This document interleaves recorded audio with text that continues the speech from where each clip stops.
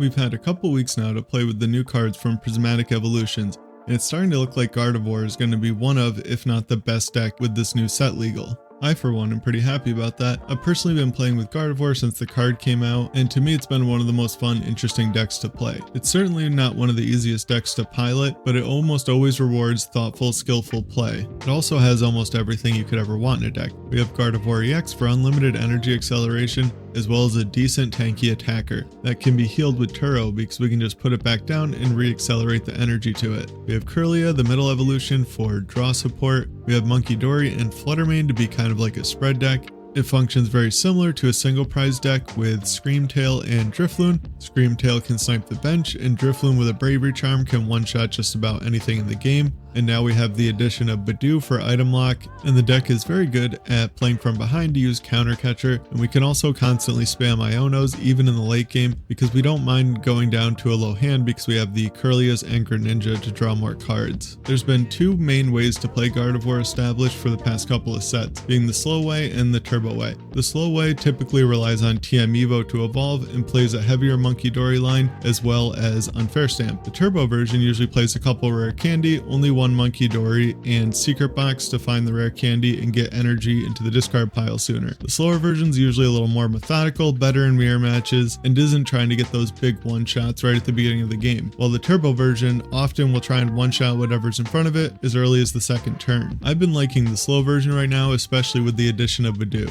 I think it's a nice replacement for Klefki, and it's better at slowing our opponents down most of the time. With Klefki, our opponent could often just gust around it like with Prime Catcher or Boss and still get to use their basic abilities. With item lock, they can boss all they want, but they're still not going to be able to use items, and Gardevoir really thrives in a slow, grindy game. In all my matchups, I've been opting to go second and trying to get a turn 1 Budew attack. I almost completely cut TM Evolution from my list, but there have been one or two games where my hand was completely dead, but I had the TM Evo in it, so I was able to evolve and start drawing cards, so I've left it in there for now. It can also be good against any decks that are threatening to knock out any of our Kirlias on the bench early in the game. We can just TM Evo and evolve right up into a Gardevoir, and they often won't be able to get rid of that. This can be tricky to know when it's correct to do because it does sacrifice the item lock for a turn, but I think it's probably worth having the option. I'm also not playing Manaphy right now. I've been thinking of Manaphy as more of a tech card lately, and I'll put it in the deck if I expect a certain meta, and I really haven't ran into any decks at all that could snipe off my Kirlias before I can evolve them into Gardevoir, especially when they're item locked. Almost every Gardevoir match is completely different depending on what the matchup is and how each player draws. I think there's two main ways that I end up playing matchups out, and one is just going aggressive and prize racing my opponent. I usually go with this option when I can get ahead in the prize trade early, like if my opponent just takes out a 1 prizer and I'm able to follow up with knocking out a 2 prize Pokemon, then I'll just try to follow up with 2 more Drifloon attacks on 2 prize Pokemon. And the other way it ends up getting played is a much slower, more grindy game, where the first part of the game is usually spent trying to target down our opponent's support Pokemon, and then we end up winning with a combination of Unfair Stamp, Ionos, and counter catchers, while using Munkidori to manipulate damage and taking like 3 or 4 prize turns to deny our opponent from using Pheasantipity. A perfect example of this is if they have Pheasantipity in play, we can hit into it with Garde EX for 190, and then the next turn knock out the Pheasantipity with Munkidori and KO another 2 prize Pokemon with Drifloon. Usually against the aggro big basic decks and decks like Arcaladon and Ceruledge, we're going to go the prize race route because we are a pseudo single prize deck, and as long as we don't let them knock out multiple Gardevoir EXs or get too far ahead at the beginning of the game, we can often just prize trade really favorably into them. Like if we take a big knockout with Drifloon and they leave it alive and KO our Garde EX, we just don't put another one into play and take another 2 prizes with that same Drifloon with no 2 prize Pokemon for them to knock out and play. The stage 2 decks are usually the grindier games where we're going to want to just deny their Pidgeot in any way possible while constantly spamming Iono and Unfair Stamp to disrupt their hand, and if we fall too far behind we can counter catcher something into the active, hopefully they won't be able to retreat it, and then we just snipe the bench with Screamtail until eventually we can win. My list is really straightforward right now. I usually like to do this when a new set comes out, and especially if you're not going to a regional or anything, everyone's locals meta is going to be completely different, so depending on what decks are expected, that's where different tech cards and stuff come in. Like one of the Artazons could be a Moonlit Hill maybe if you're too worried about Dragapult or Regidrago, and like the Flutter Mane could possibly be a Manaphy if you don't expect any Iron Thorns. That's really why I have it in there for the most part. Between Budew and a single Flutter Mane, I think beating Iron Thorns should be pretty simple, and it might not even be needed to beat the deck. I'm not too sure about that, but with the 2 Munkidori, it comes in handy in a lot of other situations. And I have a Jacq in here just to have the option to find Gardevoir and Kirlia under item lock, as well as 2 Professor Turo over a PAL pad. There's just a lot of situations where Turo comes up and it seems like a good card to have 2 copies of. PAL pad and Fezandipity are 2 of the cards I think I would want most in the deck. Just having access to an extra boss and extra Ionos is really nice, and I think I would try Fezandipity before Manaphy if I was worried about that, because with the Fez, if they knock out both of our Kirlias, it's not really as impactful because we still have Greninja and the Fez itself to rely on, but it does have generally low hit points for 2-prize Pokemon, so it can definitely be a liability. One of the super rods could easily be a second stretcher. I'm not really too sure which I like best, but I like having the option of at least 1 super rod just as a way to put cards back in the deck.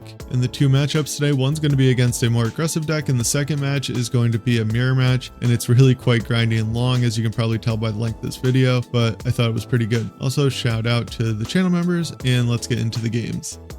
This first game here, we're up against Ceruledge with Noctowl. I think they have like a 2-2 Noctowl line. It's kind of interesting.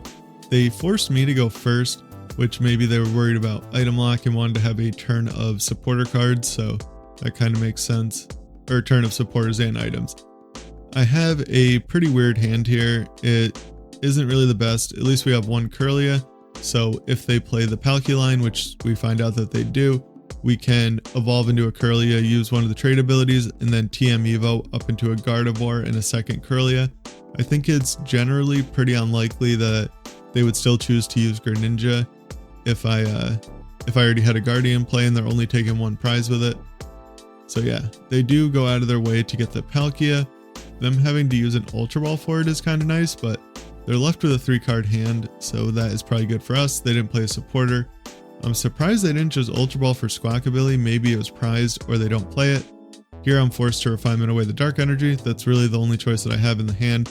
Boss is too good. I still am playing the PAL pad at this point, but I like the option of having the boss, especially with the Palkia on the bench. I can try and get to a point where I can boss up the Palkia and knock it out. Now here I'm just gonna, like I said, Evo into a Guardian, a Kirlia. Took me so long to attach the TM Evo. I kind of do that when I'm still thinking, and I was considering if I wanted to just risk the Greninja attack so that I could have an extra Kirlia draw next turn, which that might have been worthwhile, because if they knock out my Kirlia and I don't top deck like an Iono or like an out to Greninja or something, I'm probably in a pretty bad spot anyway. They do Vessel away an Iono there. That's kind of funny. They definitely don't want to, you know, give me a new hand. As I can see, I'm not really doing that much, but hopefully next turn we can get into, at the bare minimum, a Budew attack to try and buy a little time, like boss up maybe the Palkia and use the Budew. So that way if they attack, they can't use the, like they can't retreat into Greninja and attack with it, so that would avoid that altogether, and then their V-Star would be out of the way and we wouldn't really have to worry about Greninja for the rest of the game, so that would be kind of nice. Usually in these matchups I do go out of my way to target down the Palkia because it's just really annoying getting Kirlias knocked out, so I don't really want to risk that. Now they knock out my Munkidori. I have a weird choice here. I could send up Munkidori or my Gardevoir. I think there's definitely an argument to send up the Munkidori and just go for a confusion attack. So I'm not too sure about that. I go to rip the Pokestop thinking maybe I could hit like a Poffin or some more energy or something and thin out my deck a little bit, but I milled 2 Kirlia, which is pretty unfortunate.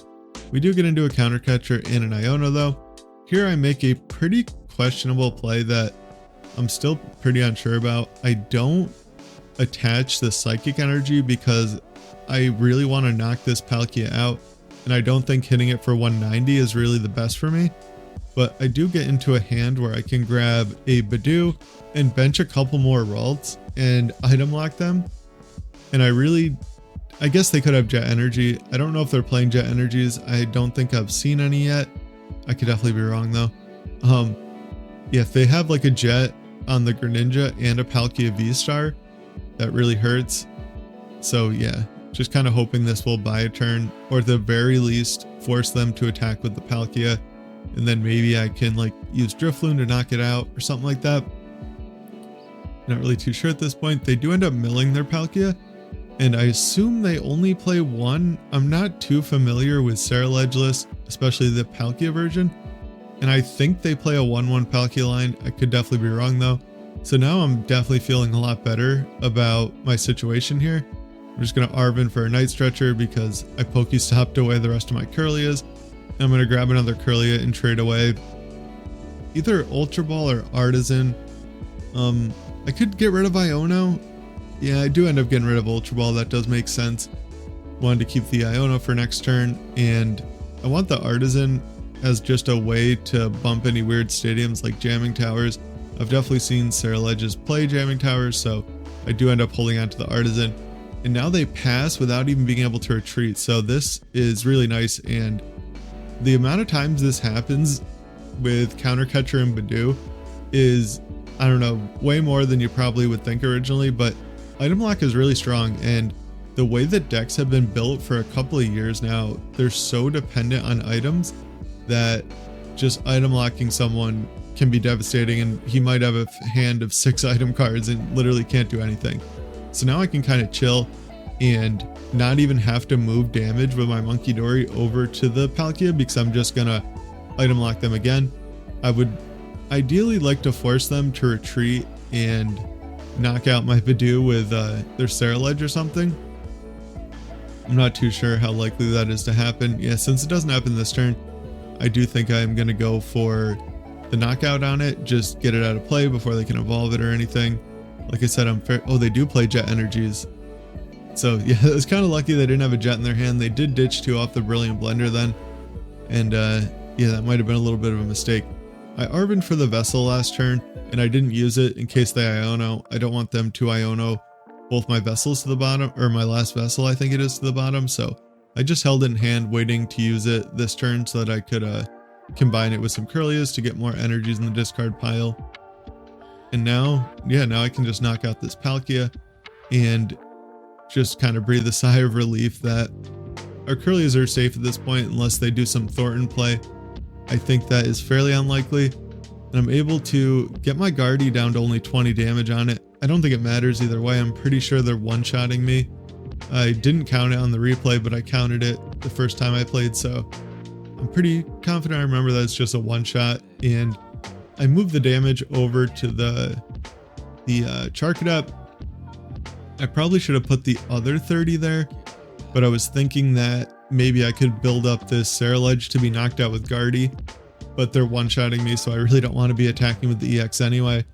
So now I just want damage on one of the bench Charcadets so that I can hopefully take that as just an extra prize card and maybe take like a 2-prize turn with Flutter Mane at some point or something like that, and just have it be a little bit easier to win the game. Yeah, now this turn I'm definitely going to go for the Unfair Stamp. It would definitely have been nice to have Jacq in this hand. I almost wish that I held on to it. I debate getting back the Munkidori here, but I can't get back Munkidori and Dark Energy, so I don't think I end up getting it back. Yeah, I just go with Kirlia and my EX because those are the 2 that I really want to find, and I don't want to put any cards in the deck that'll make it less likely that I find them.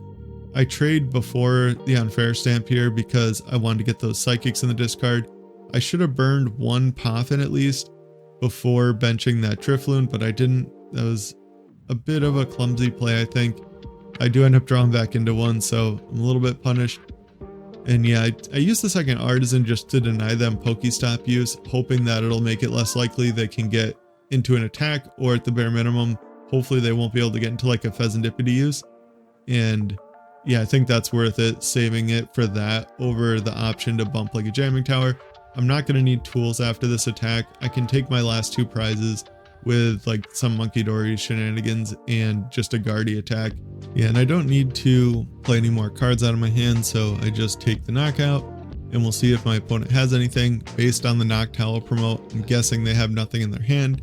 They do Vessel, so they have a Greninja use, but they end up attaching the water and passing.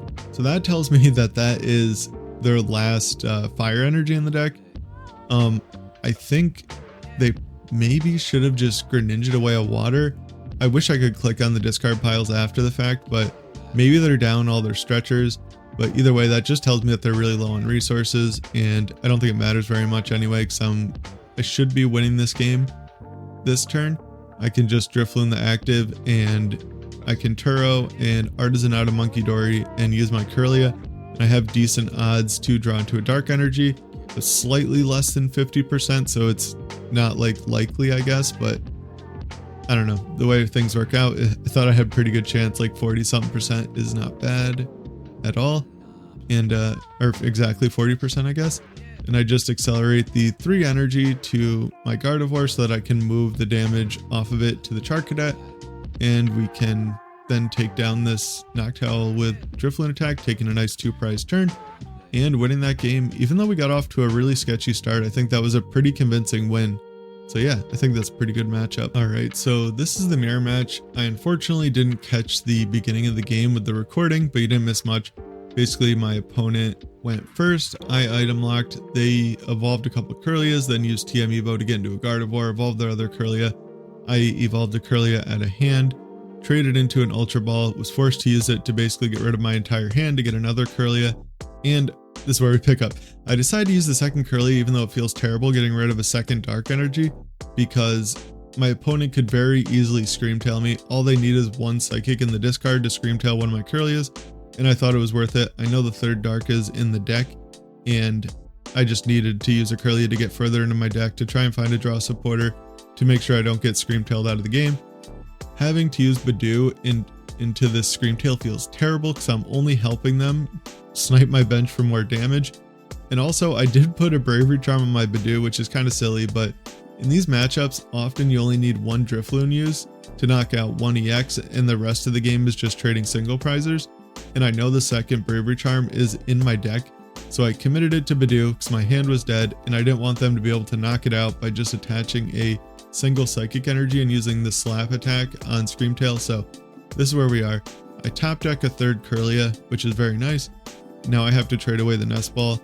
I could Artazon first, and I considered it, but I have no idea what I want off of an Artazon yet, so I don't end up using it because I'm really not too sure what the game plan is here.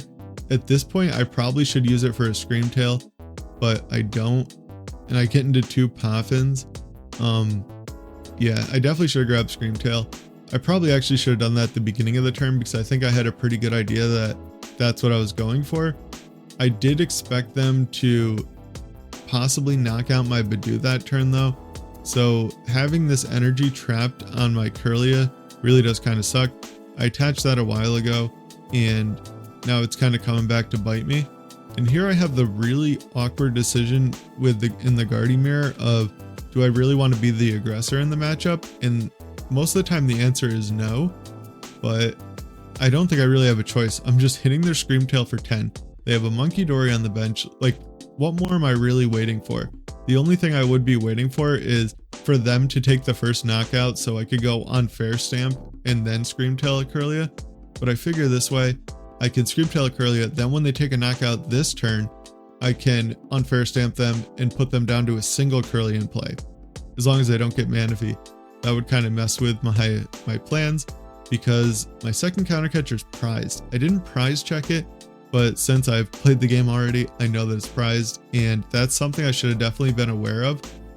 Even though I am going ahead here, Gardevoir matchups are really swingy, and you really never know what's going to happen. My opponent goes for a very interesting play, and Mawwiles my Gardevoir EX to use the extra 90 damage from the text on Mawwiles Tempting Trap attack, and so that next turn they can knock out my Garde EX with their Garde EX. This is a pretty cool play because we're both playing the slow version. They've seen 3 Dark Energies, they know I have access to 2 Munkidori, and building up a Drifloon is really risky because that's just a free prize with Munkidori. So I do like this play.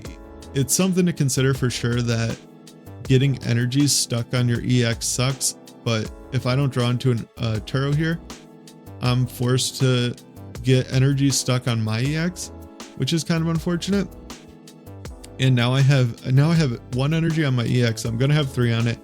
I have 2 energies stuck on my Screamtail. It's kind of an unfortunate situation. Luckily, I get Vessel and Ultra Ball combo, so I can at least knock out this Mawile. Like, I've kind of committed to the aggressive route at this point, so I might as well take the knockout.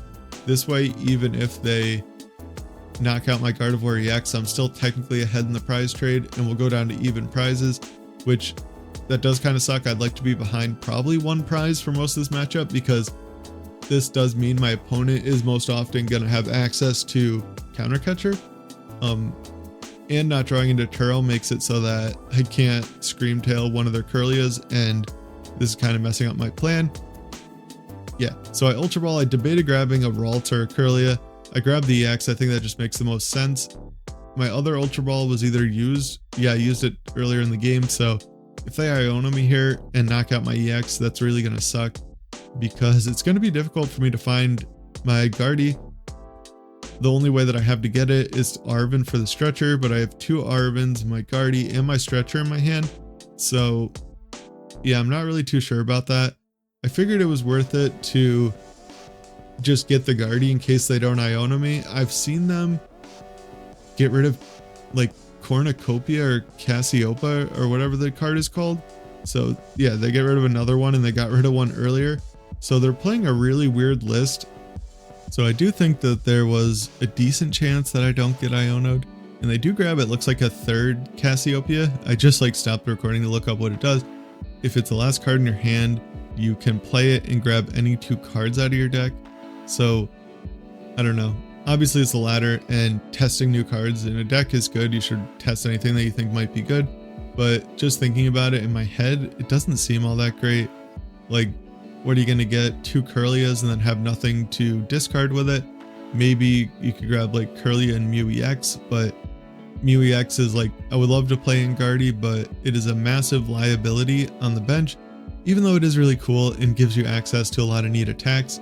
Now here, I promote the Kirlia, which this is the correct promotion, but this is a mistake I've been making a lot since I added a free retreater to Garde, is I forget to promote the right Pokemon.